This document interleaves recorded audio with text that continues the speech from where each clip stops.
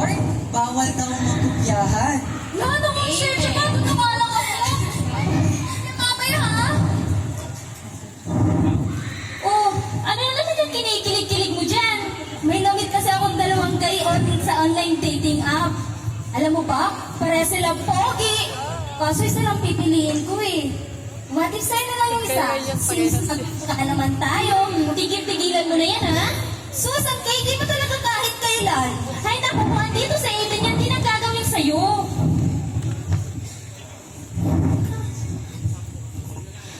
Wait, wait. Kinaksan ako ng crush ko, my God. Aray? Ang bitter dito. Oh. Doon ka na nga. Ay. Bahala ka dyan.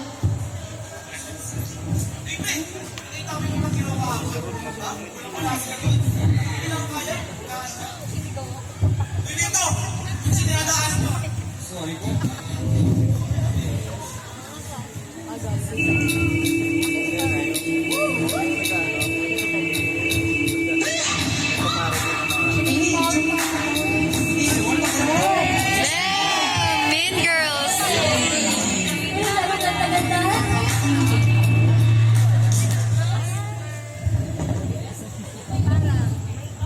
Picture na ni Aiden kahapon. Girl, kulang na lang. Umiyak ko sa pagkakaawa kay Samara eh. Wait, girls. Ako lang to. Tsaka teka, nasa niya ba yung babaitang... Ayun. Per. Pinag-uusapan na lang kanina si Aiden. Ay naku, wala nang kabo sa mga yan, no? At saka kung hindi nga lang ako pinipigilan ni Aiden na gantihan niya man. Ay naku, nasapok ko naman. Lalo yung nasa gitna. Eto naman kasing si Aiden, napakabait. Kulang na lang kukunin na siya ni Lord. Aray, napakaseryoso, hindi mabiligo.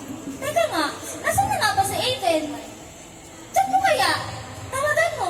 Hindi nga nagre-reply eh, pero delivered naman lahat ng chats ko. Hindi rin sumasagot kapag tinatawagan.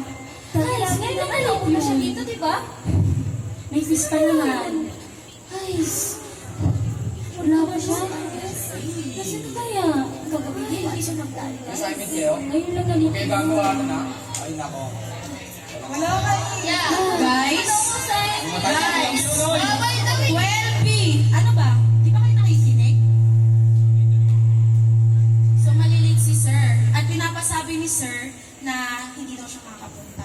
So, since wala pa naman si Sir, may quiz tayo mamaya at maglinis ng room at okay ba?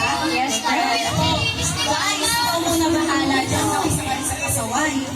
Ikaw naman, Pres. Kalma ka lang dyan. Yakap-yakap ko na to. Okay, huy, maglinis ah. Oh guys, narinig niyo yung sabi ni Pres. Ayusin na yung maupa. Dapat 1 seat apart. Kilos na. Boys, Boys, pakiwan si the part na ano. Ma, pakiwan naman. pakiayos naman doon.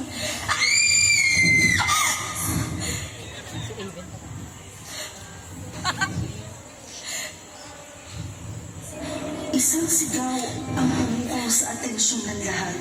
Makasigaw ang pangamba.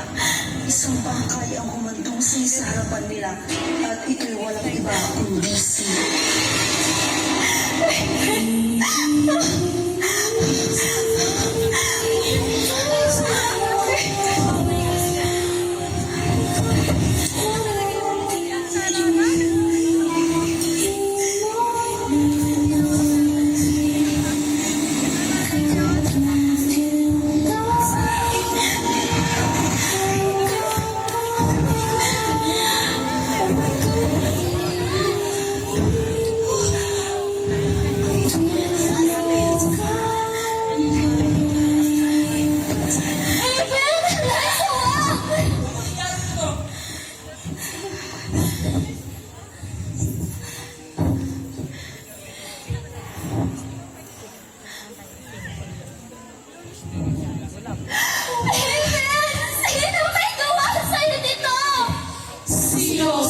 Sino? Ang pumatay! Sino? Sino?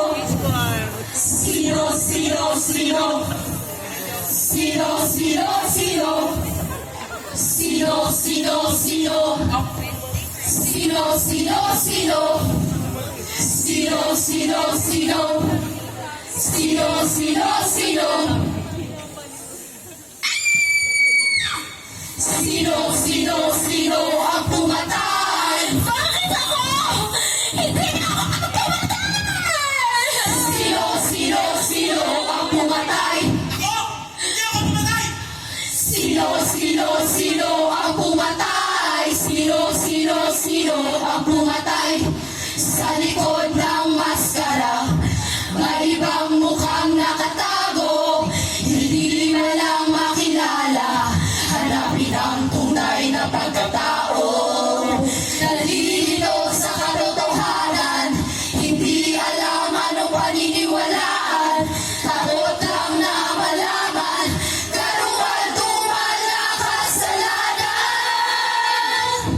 Lihim, lihim, lihim, nakahubli sa dilim. Lihim, lihim, lihim, lala't ating alamin. Sino, sino, sino?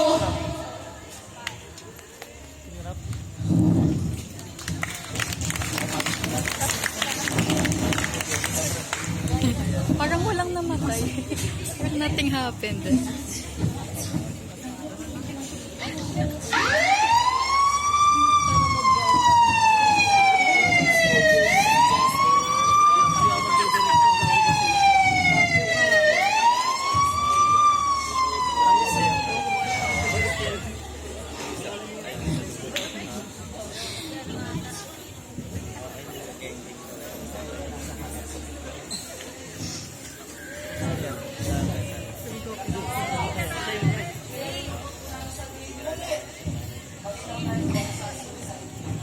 Suicide?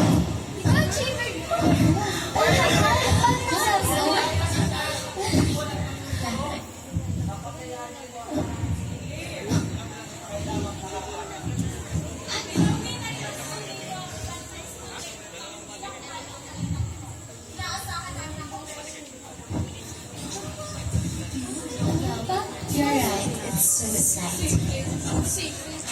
Teka lang naman, sir. Parang hindi naman ata tama. Nitapon lang natin ang pagkamatay ni Aven. Diba?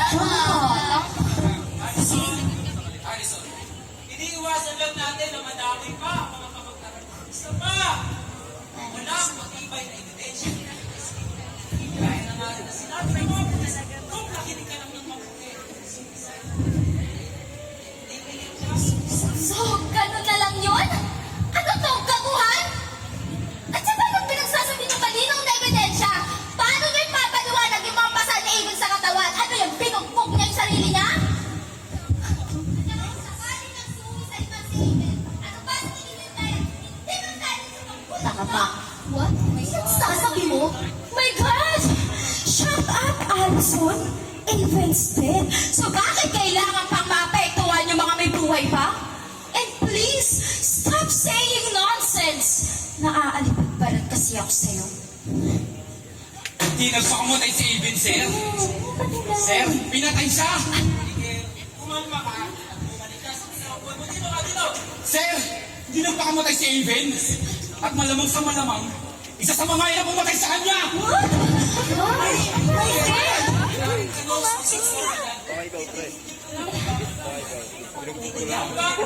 Mga kumatay.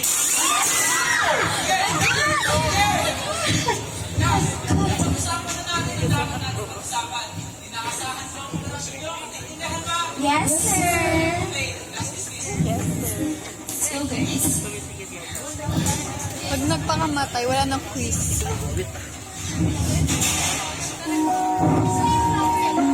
Gaya ng pag-usapan at pumasok ang mga mag-aaral, tikom ang bibig. Wala rin isa ang naglakas loob na pag-usapan ang